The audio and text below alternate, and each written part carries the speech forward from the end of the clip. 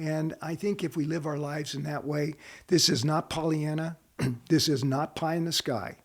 This is real world living in a world that's got a lot of challenges and problems. We're not going to slap a happy face on everything. But as I said earlier, we can live in the midst of all of this stuff, but it doesn't have to be who we are. We decide that.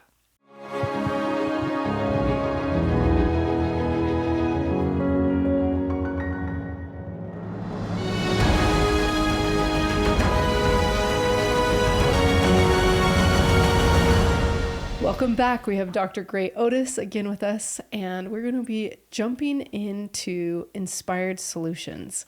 So we're going to be talking about starting all of this off with transcendence. So why is transcendence so important? Well, as you know, we kind of put together this concept of what it means to have heart living, with that being an acronym for health, emotions, awareness, relationships, and transcendence. And we feel it's a very important aspect of human living.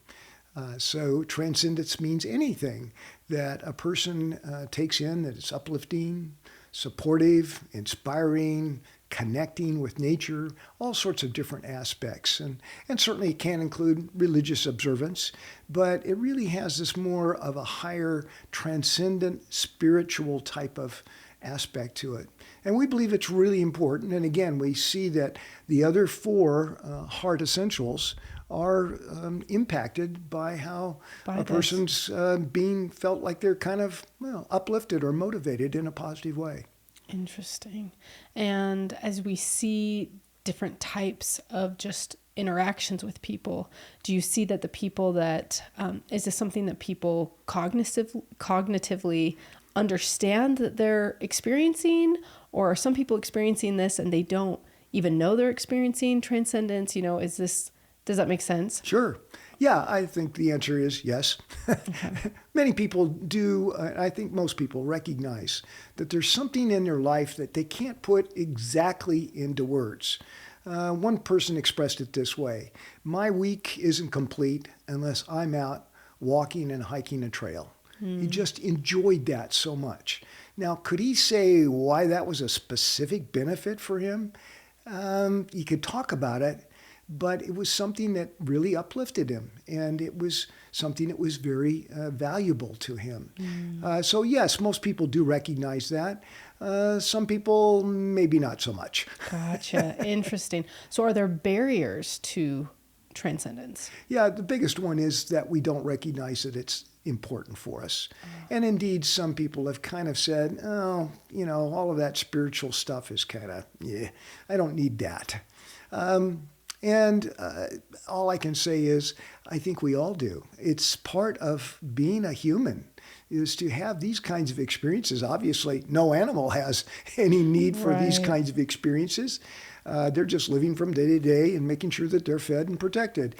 We need something a little bit more. And I think whether we recognize it or not, it's still of value to us. But if we devalue it, then we'll kind of dismiss it as unimportant to us. And I like to say maybe so. And certainly a person can live their life that way. But I'm not sure that they live a full, rich life that way. That is interesting. That is really interesting. So as we go into this, we're going to be talking about a few different things in this chapter. A big one of these topics is forgiveness. But before we jump into that, can you tell us about hormones and distress and how hormones play into distress? We're talking about transcendence. We're talking about the opposite of transcendence, which is, this fear and worry and anxiety and distress. So can you jump into this? And I think it's really important to understand that part of the value of transcendence, in fact, part of the value of all of the heart essentials, is that it increases the amount of peace. And that peace mentally affects us mentally, emotionally, and physiologically, because our hormones are more in balance. But there are some hormones that were really designed for us in, from what we can tell, the fight or flight response. Right. And sometimes we really need to run. Yes. In fact, a lot of people think they need to run all the time. Right. And nowadays we're not running from lions and tigers and bears, but we still have those, responses. Yeah. Physiologically. Yeah. Exactly right. And so the three hormones that are produced internally that are the biggest ones are adrenaline, noradrenaline, which has almost the same effect, kind of pumps us up. And the big one that sits in the background is cortisol. And so cortisol is a hormone that really increases blood flow. Kind of weirdly, when we get into those kinds of circumstances, our vision kind of narrows, but all of our muscles are kind of heightened, our heart beats faster, and cortisol is the primary, along with adrenaline and noradrenaline, but it's the primary hormone that really stimulates us to go. If we have to defend ourselves, well, there we go. There we go. It's there for a reason. It's there for a reason, exactly. But if we have too much of it, then there's major downfalls. What we call is the cortisol drip. And it's particularly apparent with individuals that have kind of a lot of stuff that are kind of hanging around in the background. It's kind of like they're almost always on guard. And so the problem with cortisol and the others, when they continue to be produced at even low levels, they do impact all of the physiological systems of the body. And so we know that people that have more of these hormones kind of steadily, and we call it the cortisol drip, it's kind of dripping away, they wind up with more health problems. So this is a classic example of, yes, our mind, brain does influence our body. And people that have that kind of continuing production because of stress, distress, difficulties, challenges that they can't overcome, if that cortisol is just dripping away, they usually have more health problems. That can include the whole range of health problems in terms of heart disease, even cancer, and other conditions that are chronic. And so this is important for us to understand that we want to get into a better state of peace and calm and relaxation. One of the ways we can do that is through transcendent experiences. But we also need to be aware if there's something that's causing us problems, we need to attend to it and deal with it and resolve it. Resolve it and have that resolve. And I've realized that if a person holds on to that, anything, whether it's not forgiving someone or, hardship, we tend to not realize that we're hanging on to those emotions into perpetuity. And that affects us until we let that go, overcome, resolve it. And I think a lot of that can be subconscious, that we don't realize how much we've held on to until you go through the process of clearing it out and going through the process of releasing those. Exactly. I did a capstone project in college on the effects of cortisol in babies in utero and how it passes through the blood-brain barrier. Right, that is true. And it passes through the blood-brain barrier. And so when a mother is experiencing stress and cortisol is hitting her system, it's also hitting the baby's system. And that's concerning. And so a lot of the research is showing you're especially try not to be stressed when you're pregnant. So it makes perfect sense. And it's certainly true that what the mother's experiencing, particularly emotionally, is having an impact, both positively and not positively. Yes. And so that's important. And the other thing that goes right along with that, whether it's the mother or the dad, after that baby is born, is not able to speak, not able to tell you what's going on in their lives, so to speak. Nevertheless, they're picking up on cues of distress, of particularly mom, but also dad, others in the family. And so, it doesn't end with just me.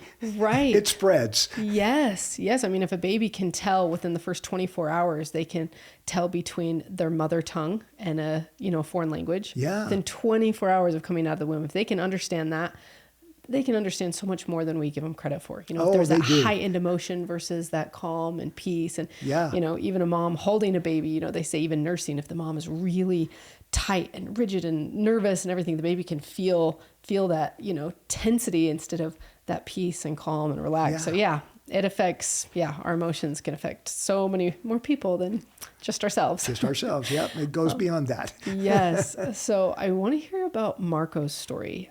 This sounds like a really interesting and concerning and sad story, but I would love to hear more about him. Well, it is a sad story, but it does have a good ending. Yes. So, yes, Marco is the story of two brothers that really grew up. They weren't too far apart in age. They were the only two individuals in the family. They enjoyed being with each other.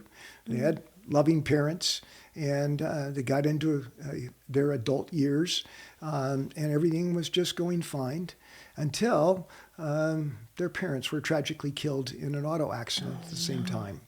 And so they were both dealing with the grief of the loss of their parents, but they kind of had each other. That's good. Marco had this older brother, and he was made the executor of the will. And although the parents weren't really well off, they still had considerable financial means, a house that was more or less paid off. Okay. But I know that Marco said that one of the things that really affected him is that his parents would never be around to see his children grow up. And so it was a sad time for him, and certainly a sad time for his brothers. Yeah.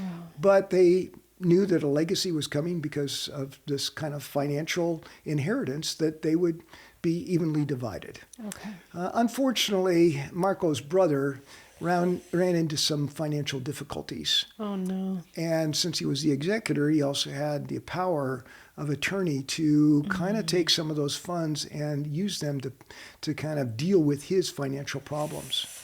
Oh, dear. And so when the estate was settled, what Marco thought he would receive as his half of the finances turned out to be much, much less. In fact, less than 20% of what he anticipated. And he was looking forward to it because he was married. They were Had a family, and they were looking forward to kind of getting into a nice home. And all of a sudden, they didn't even have enough for a down payment. Oh, no. And so it was really beyond disappointing. And because Marco had found out what his brother had done, he became extremely bitter. It's kind of interesting. He said, we did buy a house, but every time I came home, I looked at that house and I said, I and my family could be living in a much nicer home if it wasn't for my brother. Ooh. And that house was a reminder of him every day to think that? Every day. And of course, what we're talking about here is resentment. Yes. And resentment is what could be referred to as a low-grade anger. So if rage is 0 to 10, a 10 on the anger scale, resentment is down at the 2 or 3 level. Okay. And most of the time, it's in the kind of the background. Right. But if we haven't worked through it, it's always there. And it just kind of eats at you, too. Eats at you both figuratively as well as literally, because the eating is drip, drip, drip. The cortisol is eating away.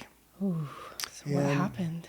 Well, Marco was extremely upset with his brother, and he was otherwise having a pretty successful life. He finally got so disgusted with his house that they sold it and moved to another home. Yeah, they didn't get a much better home, but they got away from that house and just reminded him every day of his brother and how he had been cheated. Oh, wow. Well, as things would have it, Marco had a pretty stressful job, and all of a sudden he started to develop some digestive tract problems.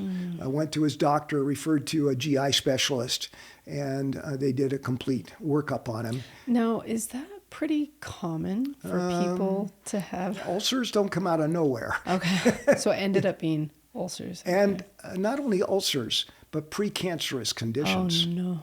Yeah. It was kind of a wake-up call, but Marco wasn't ready to wake up yet. And when his doctor said, you could really do with some changes in your health and your diet and your activity and possibly seeing a mental health counselor to work through, because they knew about some of this that was going on. He said, are you kidding me?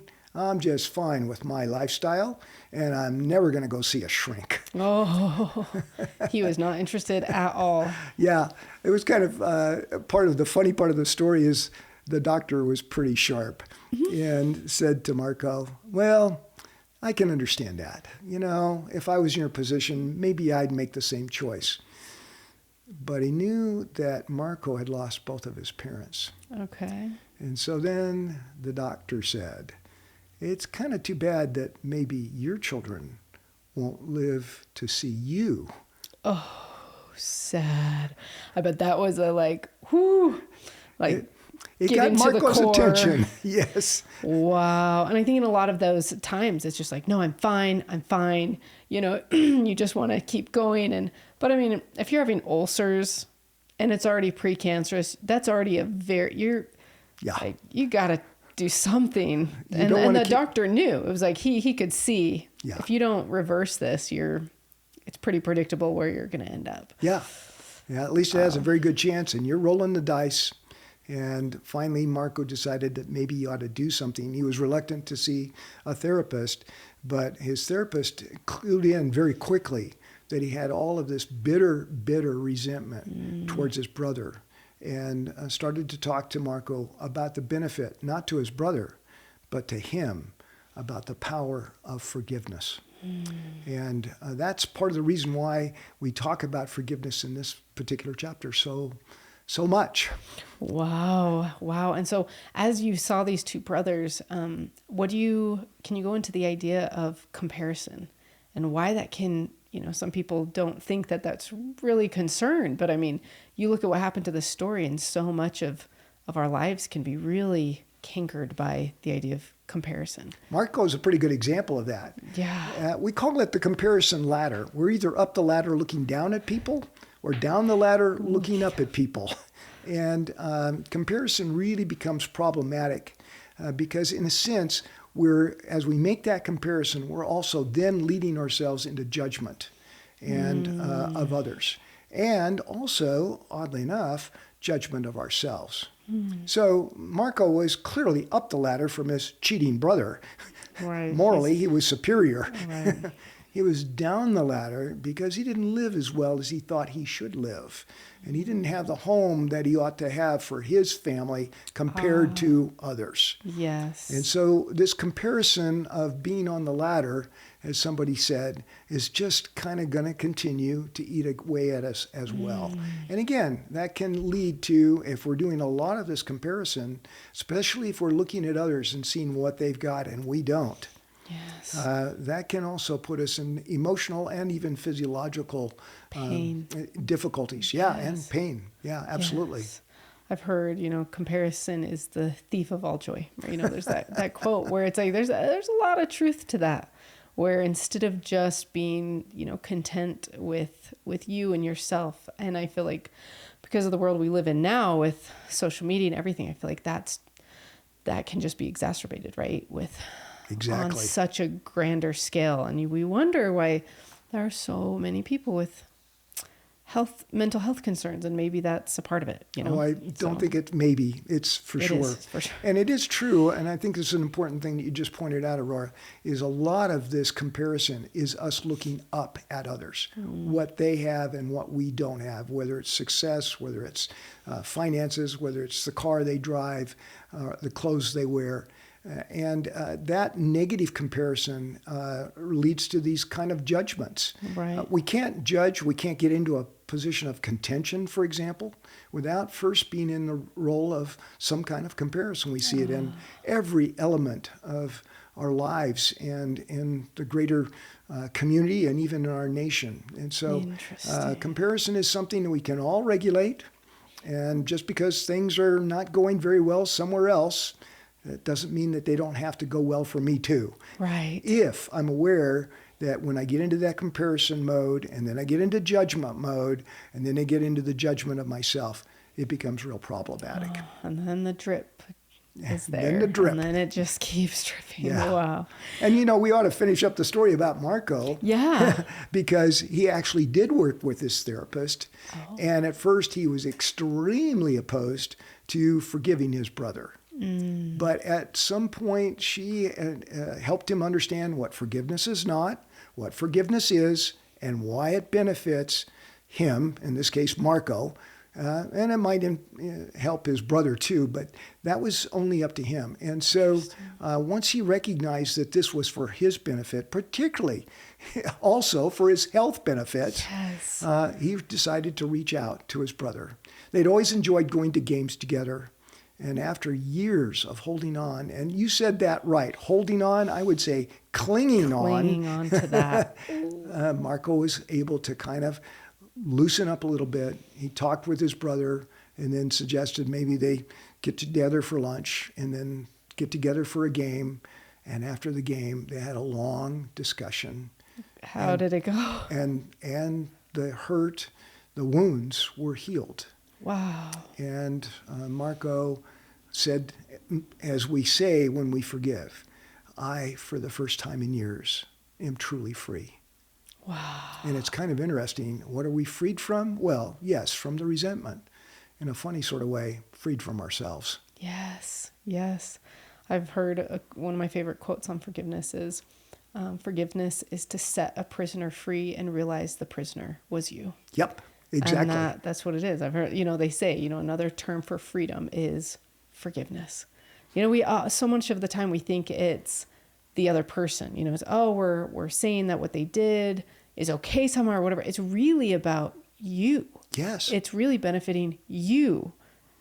Sometimes it doesn't have anything to do with the other person. It's you and your freedom. Oh, yes. And your ability to heal and get to the point of true peace. Right? And I can tell you from a personal advantage of myself, I would agree exactly with what you said. The other metaphor that's often used is resentment is the poison you want somebody else to take, but you're drinking it. Yes. And in a funny sort of way, because of the cortisol drip, that is actually kind of eerily actually happening. Yes. Isn't that kind of strange? Wow. And I've even heard the quote, those who anger you control you. Yes. Because we're abdicating that agency of healing to somebody else. And forgiveness is taking back that agency and saying, despite what anyone does or doesn't do, I can have access to peace. Yes. So it's one of the 5 points of what forgiveness is not.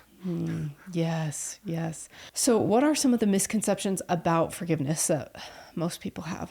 Yeah, it's kind of interesting that psychology stumbled on the idea of forgiveness about 25 years ago. And Wait, there have actually only been 25 years ago? Well, I don't know, but now we have doctoral dissertations on the power of forgiveness in psychology. Now, the interesting thing, of course, is all of the major world religions have talked about forgiveness for centuries. Yes. Millennia. And it is really important to understand it, but most people do not understand what forgiveness is not and what it is. And I always like to go over that with people because in my practice, I think it's very, very important. If somebody's clinging onto resentment, it's affecting their mental and physical health, and it's very important to address that. Okay. So the first thing I do is say, do you know what forgiveness is not? And they look at me like, huh? Mm-hmm. What are you talking about? Okay, what do you say? Well, the first one is, and there's 5 of them, forgiveness is not forgive and forget. Okay. And we hear that expression all the time. Yeah. The problem with it is, first off, we don't have control of our memories. Yeah. We can't wipe something out and erase it. Right.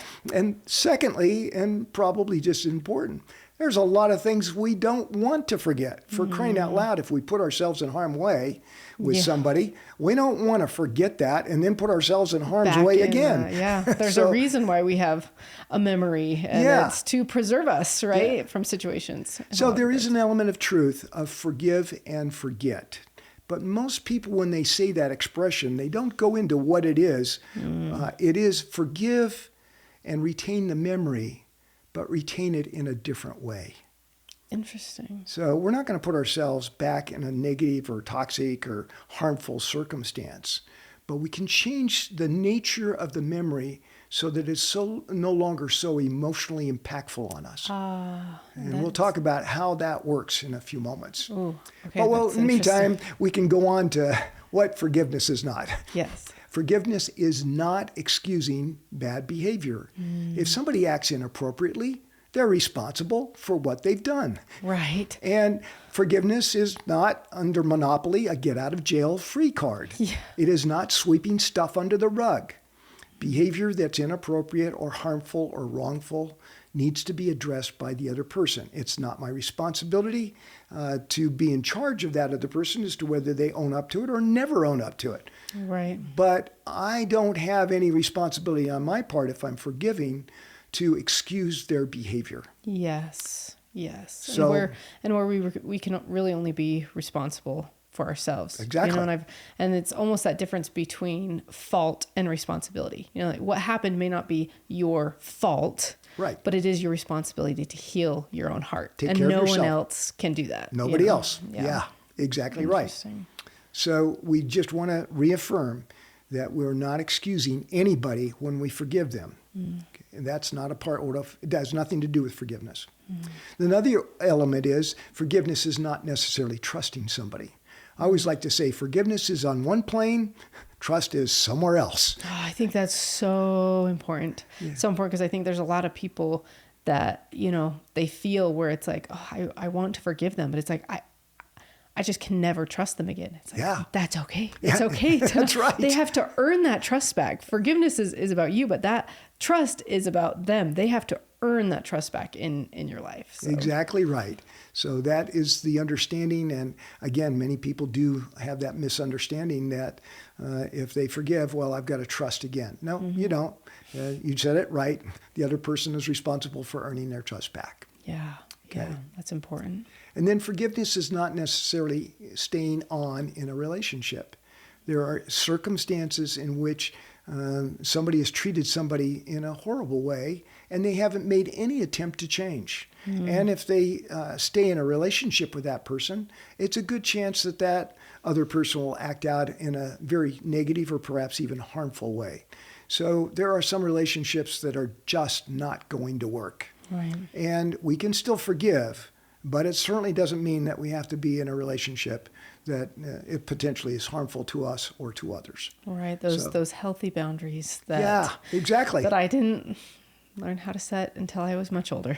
Yeah. That I wish that someone would have, you know, taught me, because there's those times where you put yourself back in situations in certain relationships that you see as vitally important in your life, which we all wish that every relationship could be beautiful and non-toxic and everything. But, you know, it's not until I was much older that I learned, you know, some people can go toxic and it's okay to set healthy boundaries. Exactly. You know, and that's okay. So, And it's especially difficult if that other person happens to be a family member. yes. But sometimes family members are just not going to maintain a relationship because they're going to continue to act in a way that just isn't going to work for them and can be really harmful or difficult for others around them. Right. So forgiveness is not staying in a relationship. Forgiveness, the last one of the five, is, and it goes back to what you were saying earlier, Aurora, it is not waiting for somebody else to apologize. Because if we wait, then they have the power. Yes. And we're helpless. So forgiveness has nothing to do with whether somebody apologizes or owns up to their own tries to mistakes. make amends or whatever. Yeah, It's, nope, yep. doesn't make any difference at all. Forgiveness is only within ourselves. And so people say, well, that's all well and good, but then what is it? Yeah. Forgiveness is consciously letting go of the need for another person to suffer for what they did to us or to a loved one. And that's hard to do when you've been very wronged. That is not easy. But we can't administer suffering to others. Justice system may, but that's not something that we have control over. Right. If we want to find real peace, if we want to find real emotional health, if we want to stop the cortisol drip, over time, we need to come to the determination that whatever that person has done, I'm not going to be in the business of exacting revenge, retribution, justice, vengeance on that person, because I can't do it anyway. And all it's doing is harming me. All it's doing is me taking my own poison. Right. And so that is why forgiveness is so liberating and why it is so invaluable for individuals to go through life with this sense of peace, because I can't make everything right in the world, but I can make everything right in my world as I see others and as I move forward. That doesn't mean that we have to like anybody, but it will increase the quality of our life and may well increase the health and longevity of our life. Yes. If we learn to forgive. To forgive and just letting go of those negative emotions.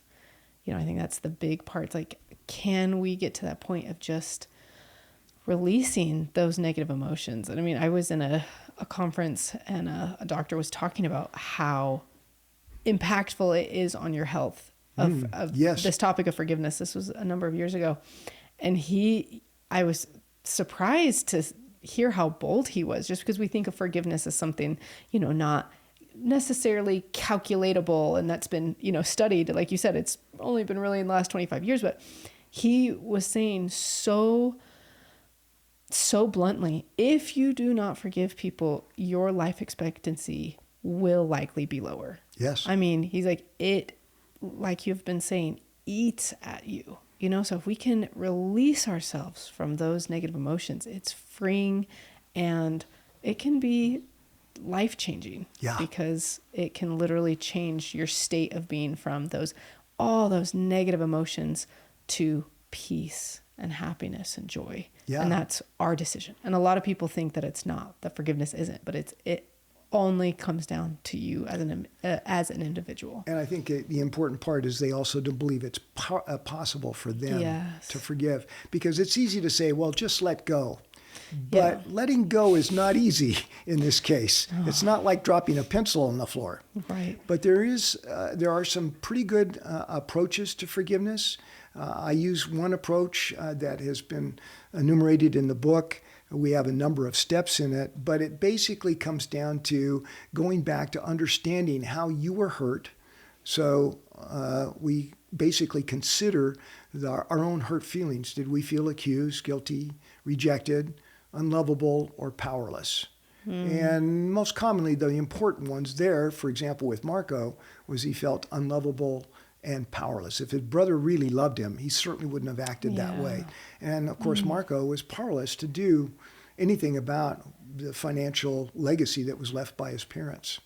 So that's the first thing. We really have to get down and deal with how we've been hurt, and we have been, okay? The second element of this is to acknowledge who we really are. And I use the example of if somebody was falling down or hurt, virtually everybody, if it happened in their presence, they would be concerned. They would, are you okay? Yeah, run over and check on them or something. Exactly. It's an example of the true nature of almost everybody, that we care about others, even strangers. And that's our true self. So we acknowledge who we really are. And then the third step is the tough one, because that's where we respond with empathy. We try to figure out where the other person was coming from and what caused him or her to do what they did. And so we ask the same basic question: did they feel accused, guilty, rejected, unlovable, or powerless? And then the fourth step is finally to do something, I like to say it as exploring what's in our mutual best interest.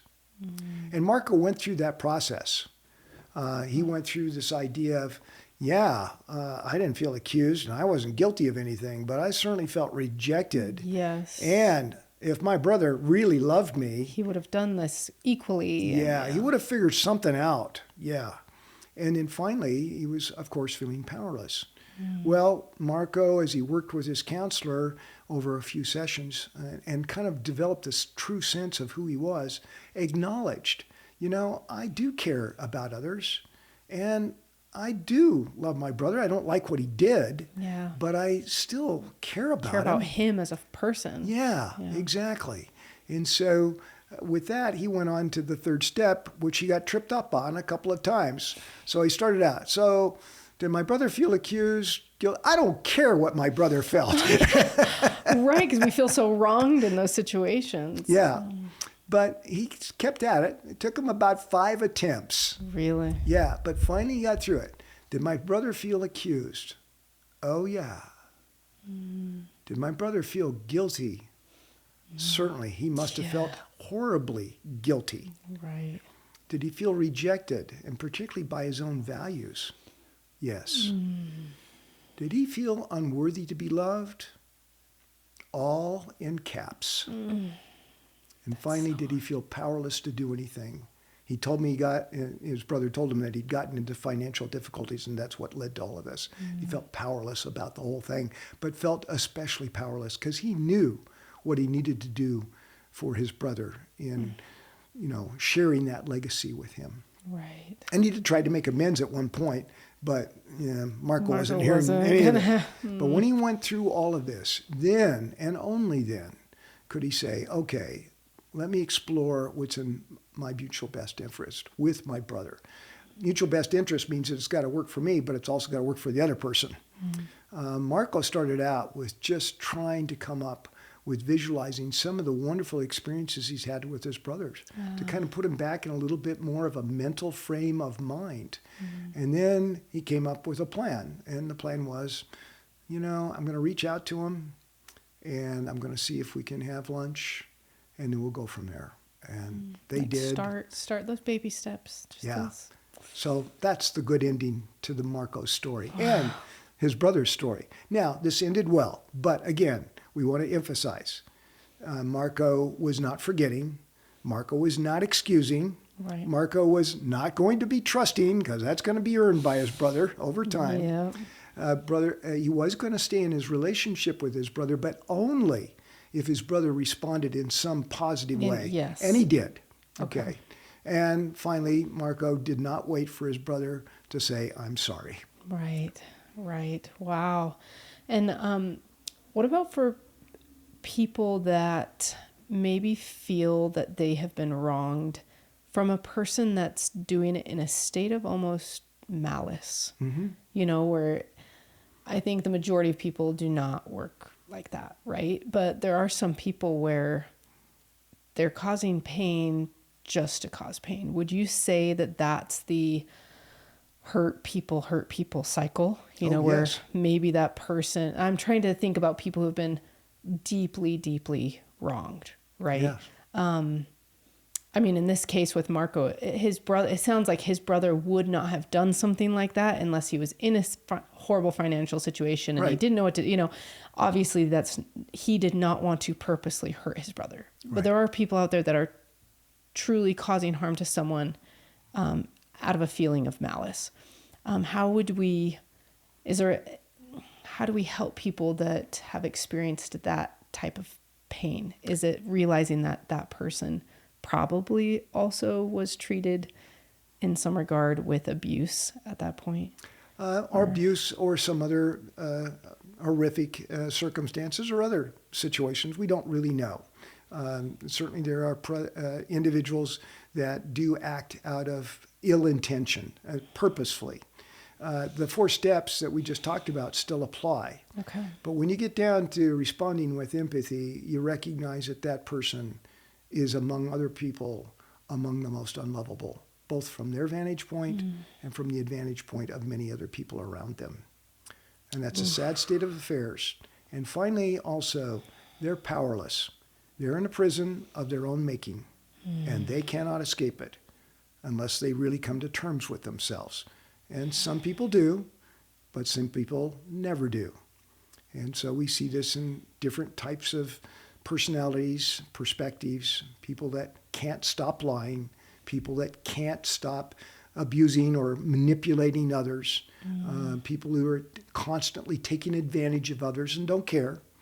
The problem is that despite their malice, despite their ill intent, if we're going to carry that around with us, we're still carrying them around with us. And it's still up to us to forgive them. We're never going to have a relationship with them. We're never going to trust them. Right. We're never going to excuse them.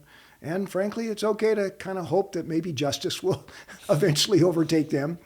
but it's still, we But we can't can afford to carry them around in our backpack. Yes. And we can still let go of the negative emotions tied That's to right. them. Yeah. Yeah. Yeah, to quit hauling them around with us. Yeah. I worked with a woman whose husband had manipulated and emotionally abused her for years, and eventually left her for a younger woman after she had raised, I think it was 3 children, maybe 4. And she had a lot of hurt and a lot of anger and a lot of resentment. Right. And her husband was not about to change. But eventually she said, I've got to get him out of my life, out of my mind and out of my heart. She worked diligently. It doesn't happen. I like to say forgiveness is on nobody's time schedule but yours. But she felt this was important for her. And she did some pretty heavy lifting, some pretty diligent and consistent work over months. And then she said, okay, he's behind me. And now he's getting further and further behind me. Lived in the same city, by the way. Wow. But she was able to do it. yeah, She she was was. able to do it. And within the next year, she met a remarkable, loving, caring guy. And they're now married. Wow.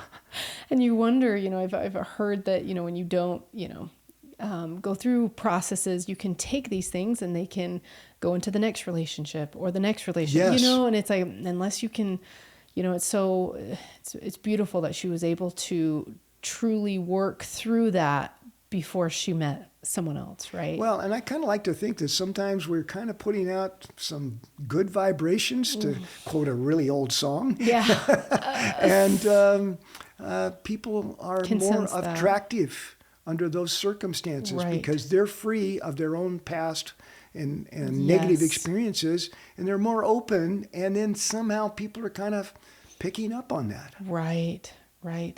Along with these 5 that I think are amazing, I've heard, there's a lot of people that they've been wronged somehow, and it's hard just to even acknowledge that it's happened. And I've heard a person say that it was like, one of the first things is to accept that what happened is reality. Yes. Because so much of it is like, I can't believe that happened, and we're in that almost denial state because Yes. and even if we don't consider it denial, it's still this like, I can't, instead of, you know what, I will believe that it happened because it did.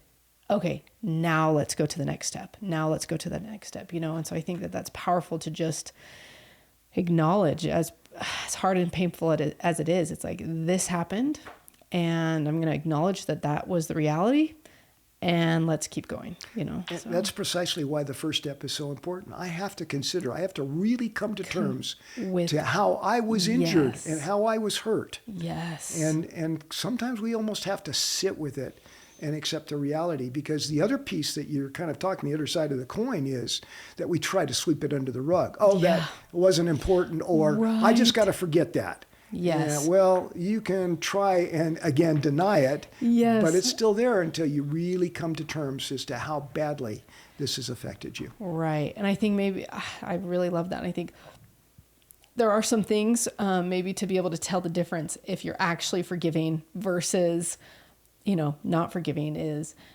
are you truly able, if it's something, are you truly able to let it roll off your back, if someone offends you or whatever, or are you letting it create those hidden wedges in your relationships and your life where, it's like, if this is creating hidden, these wedges between you and others and people, that's hasn't been dealt with, even if we may think like, oh no, it's not a big deal. Nope. I'm not going to be offended. Nope. But if you're letting it affect you, then it is there, right? Yes. I mean, it is a part of your And life. it goes back to what you said earlier. We hold on even to these little things, and particularly in couples relationships.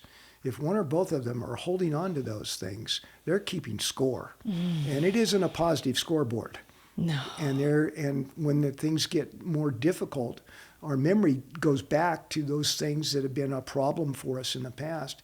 And then all of a sudden we're reliving, actually kind of emotionally reliving those. all of these little things that aren't so little anymore. Right. And then you hear, a spouse, one or the other, just blows up. It's like, oh, the straw that broke the camel's back. it wasn't that one event. It's the combination of all these small events that have been building and building and building and building and building, and then boom, things happen. It's kind of interesting aspect. We kind of find it somewhat amusing. Of course, it certainly isn't amusing to the individuals, but women typically have greater connectivity between the right and left hemispheres, is what we can tell through neuroscience. Okay. Memories are not lodged somewhere. They're all over our brain, and they are linked to other things like our emotional state. Right. But a man has a little bit more of a division between right and left hemisphere, and therefore a little less ability to recall things, particularly on the spot. Mm-hmm. And so sometimes when they get into a disagreement, if the woman does have that superior memory recall ability, all of a sudden she's firing off thing after thing. And remember this time and this time. Yeah. And he's kind of saying, wait a minute, I don't remember. What? She's already on to the third item. One. Oh.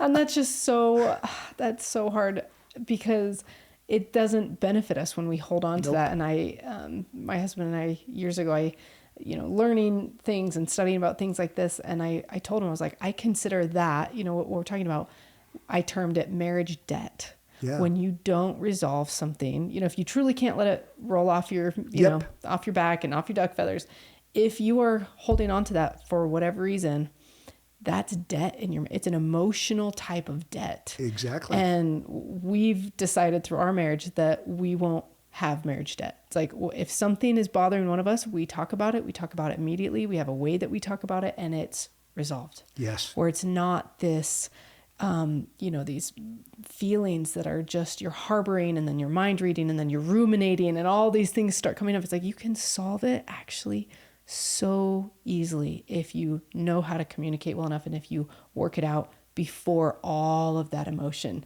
tends to come in. Because most of the time, at least with a spouse that you guys both want to be in the relationship, they're not trying to purposely hurt you. Most of the time it's miscommunication. Yeah. Most of the time. So if you realize that, there's so many ways to work through things where you don't have to have that, all those pieces that turn into that. What you've just described, Aurora, is what we might refer to as the spirit of forgiveness. Oh, interesting. This is the idea that some people have, and you've just expressed it extremely well. And that is simply, they're not going to get it tied up in resentment. Mm-hmm. And so they know consciously, they made a determination and a commitment that when anything comes up with anybody, they try to work through it as quickly and as effectively as they can. Mm. The other thing that I think is so important with that is that if we do have stuff that's in the past, to go through it. I spent, I don't know how long, but several days literally going back to my earliest memories and working my way through my life, focusing on each event where I'd been hurt. I went through that same 4-step process, consider my hurt feelings, acknowledge who I really am, respond with empathy, and that was tough sometimes, and then do something to explore our mutual best interest. In this case, most of these people were no longer in my life, but I could put out a positive thought for them and kind of say, I kind of understand a little bit better. I don't necessarily excuse this, but I can kind of get where you're coming from. An attempt, yeah. And, oh, by the way, I wish you the best. And it was amazing to me that even things that had been struggling in the past for over 10 years, 15 years. 10, wow. All of a sudden, I could work through them, deal with them, and then they were done. I still remember them. It wasn't forgive and forget. Right. It was forgive and remember differently. Ah, that's beautiful. It was my opportunity to go through and clean out the rocks in my backpack that I'd been hauling around for many years.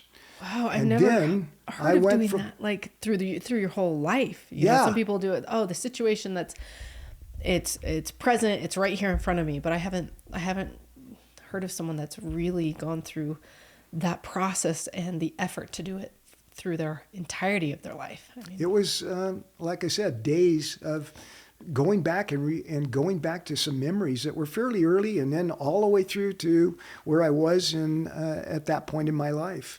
Wow. And then that set me up to say, okay, and now I'm going forward with that spirit of forgiveness. And I, every once in a while, run across something that really charges me up. And what was that person thinking, and why or he or she did what she did? But immediately I try to get into the spirit of forgiveness, work through it, just as you said, resolving that circumstance so that I can go forward and feel like I'm not carrying somebody else around with me. Yes, and that weight and that negativity. Wow. It's powerful. It is so powerful. Now that you say that, I'm like, man, I want to do that. And if we think of all the people that have, there's always hurt and pain, and I mean, we're mortal, right? Yes. But if everyone could do what you did and truly forgive all of what's happened, not just currently, but all that's happened in our past, I mean, you truly are living free. And I can tell that from you. Just your life, your countenance, you can tell that you are living in freedom, true freedom. It made a whale of a difference for me and has ever since. And enabled me to eventually get into counseling. Yeah, it's amazing. It's amazing. Okay, so talking a little bit again about transcendence. How does transcendence relate to the heart essentials? Well, we know that they all interrelate. So if I'm having more uplifting, positive experiences, and oh, by the way, forgiveness is right there with transcendence. That's why they're both talked about in the same chapter, because we are transcending beyond past events so that we're no longer hauling them around with us. We're untethering ourselves from those. And at the same time, if we're linking into other things that are supportive of us, inspiring, uplifting, whatever that might be. We talk about people going to church. Well, that's fine. And I certainly support that. I do too. Okay. I find wonderful experiences there. But if that's the only thing, I want to be exposed to as many different kinds of experiences that kind of give me a boost. Right. And so I enjoy all of these kinds of experiences, like learning things new from science, or discovering different ways that I can understand other people. So all of these things are helpful, supportive, and they interlink with the other four essentials to increase my health, to help us feel better about ourselves emotionally, to, again, stimulate our awareness, and to enrich our relationships, because we usually share those kinds of things with others. Right. And so all of this really, again, reemphasizes the interplay of the heart essentials and how we can truly live a more complete, a more whole life. And that, to me, is a pretty doggone exciting adventure. It is. And when you realize how much they relate to each other, and if you're even missing just one, you're not getting that true fulfillment that you can have with all of them. Exactly. So they all interact. And if we're using them all, they're going to interact positively for us.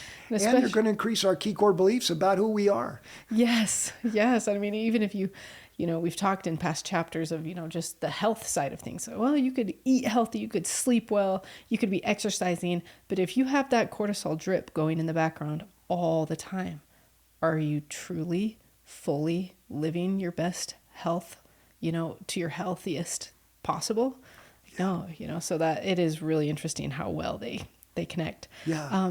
So the next question is, how can we create an uplifting life with awe? I love acronyms. And years ago, I said, I've known people that just get a kick out of life. They're kind of an upbeat type of person, almost all of the time. They have their ups and downs, of course.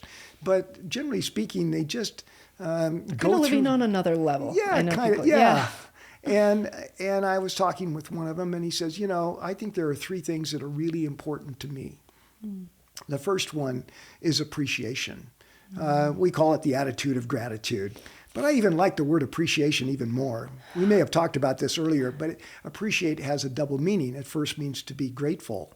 But if a home appreciates in value or an item appreciates in value, it increases. Oh, So appreciation is gratitude with value, added value. That is neat. I like that definition. It's kind of fun to see what we can truly appreciate. And that might be, somebody was talking about having cardinals in his life. And, you know, they would just pop in every once in a while. But when he saw them, it meant something to him. And then he said, well, that sounds really silly. But it wasn't silly to him. It was a beautiful red bird that kept showing up at different circumstances in life, and it was meaningful for him. So it can be very little kind of silly things. But I think it's really important for us to really cognitively look for things that we appreciate every day. When we're out on a walk, look for something new. And kind of say, hey, I've never seen that tree before. Isn't it looking good today? Kind of silly, but I don't think it is really anything insignificant. I think this can really make our lives richer. Yes. I know the word joy, I believe it's the Greek translation, and the translation is grace recognized. Yeah. I was like, that's deep right there. But the people, truly, the people that I know personally that are the happiest people are people that live in gratitude. You know, they appreciate some of the littlest things, and they're just so grateful. I mean, so there's definitely something there. And I think and go along with that line, they're actively pursuing gratitude. Yes. They're looking for it. Yes. They're discovering it. Yes. And what you look for, you will find. Absolutely. The brain is programmed to do that. So, yes. Wow. Exactly. Okay, Well, the second letter is wonder. Okay. And I kind of think of that in terms of children. They get exposed to something new experience. Their eyes open up. They kind of say, oh, wow. Okay. It's that sense of childlike wonder that there is things new to learn about. There are things that maybe we don't know now, but we might learn tomorrow. And there are wonderful things that can bring a sense of wonder. For example, appreciating a newborn baby, you know, and just kind of the wonder of life. Yes. And not only in babies, but in everybody. We can find that and just be uplifted by that. And then the last one is the E stands for enjoyment. Okay. And I love that word because it has the word joy in it. Yes. And the first syllable is in. So to put in more joy in your life. You know, we don't live joyful lives 24/7. Right. But we ought to be looking for those joyful moments, particularly the smaller ones that really are not insignificant and really do add up. And so if we have a greater sense of appreciation, a greater sense of wonder, a greater sense of enjoyment, we can live our lives with awe. And that'll be a life that's really enjoyable and wonderful and appreciative to live. That's beautiful. I just love all of your acronyms. And I think it makes all of this information that I hope people are really looking into and applying easy to understand, you know, easy to remember and think to yourself, you know, if you're down or if you're just not, you know, having the best of days, it's like, what can I do to live in awe, live a life of awe, you know, and then boom, boom, boom, think about these, you know, I love it. Okay. So in wrapping up, one of the last questions is going into this idea of the key skills of continuing forgiveness and transcendence. Yeah. It's basically this idea that we're continually looking for. We're right back to what you said a few moments ago. What we're actively looking for, we're going to find. And if we're not actively looking for it, we're probably not, because we're going to be actively looking for something else. Right. And so this whole idea of transcendent is to understand that this is an important aspect of virtually everybody. And the only people it's not very important for is the people that don't live with much of it. Right. So if it's important to you and it's important to others, it's valuable to seek after those things that are going to lift us up. Whether it's a good book or some chat with a good friend, It can be anything. It can be small. It can be big. But we're looking for those things that are going to be something that kind of inspire or something that we can aspire to. And I love those two words. They both have the root of the word spire. Okay. And it means breath. So to be inspired is to capture the breath of life. And to aspire is to aspire for something even better. And I think if we live our lives in that way, this is not Pollyanna. This is not pie in the sky. This is real world living in a world that's got a lot of challenges and problems. We're not going to slap a happy face on everything. But as I said earlier, we can live in the midst of all of this stuff, but it doesn't have to be who we are. We decide that. Wow. I'm inspired. I mean, I'm sitting here, I'm like, wow, there's so many things that I can work on and change. And, everything of what you have done in your work, I know will change lives because it's helping people rise to a new level of being, right? Yeah. Helping them become someone that can be fulfilled in life. And I feel like you've really been able to synthesize all this information in a way that people can use and integrate. And if they integrate it, it will be able to change them. So thank you. Thank you so much. Well, it's just a real joy to work with people that have this kind of sense that their lives can continually become a little better, a little more enjoyable, a little bit more with gratitude. And their lives will become better. I know it because I and my fellow co-authors of this book live everything that we say. Wow. It's part of how we practice, not in our practices, but in our life. In your life. We're still practicing it. Yes. But you're the living example, that it's possible. I don't know about that. But I love it. Well, thank you so much. This section has just been absolutely beautiful. It's been fun to talk with you. Thanks.